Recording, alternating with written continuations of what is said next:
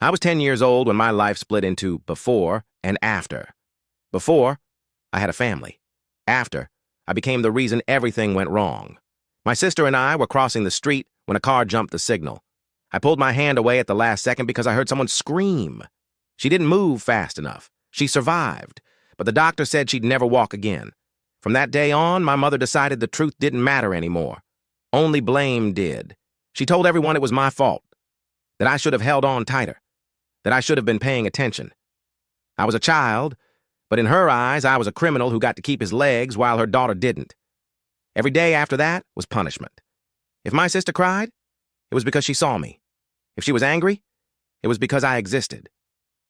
My mother made sure I knew I was the reason her life was ruined.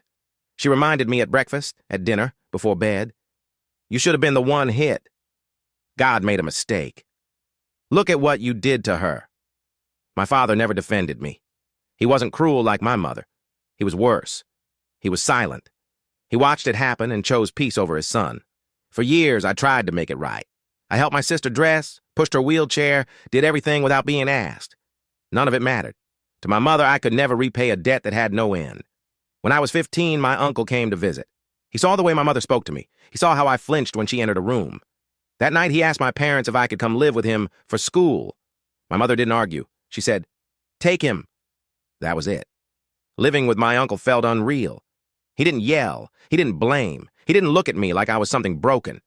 For the first time, I slept without fear. Therapy came later. So did the understanding that what happened wasn't my fault. I stayed with my uncle into adulthood.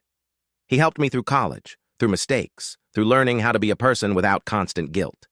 Somewhere along the way, I stopped calling home. Then they stopped calling, too. 15 years passed. Then one night, my phone rang with a number I didn't recognize. It was my father. He was crying so hard I barely understood him. My sister had passed away from complications. I felt a lot of things.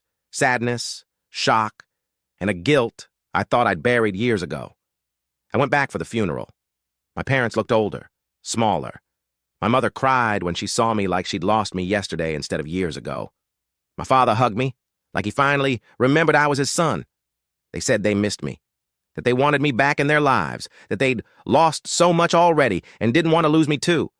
But here's the thing they don't understand. I already mourned them. I mourned them as a child who needed protection and didn't get it. I mourned them every time I wished my parents would choose me just once. I built a life without them because I had to. I don't hate them, but I don't belong to them either. And for the first time, I'm choosing myself, without guilt.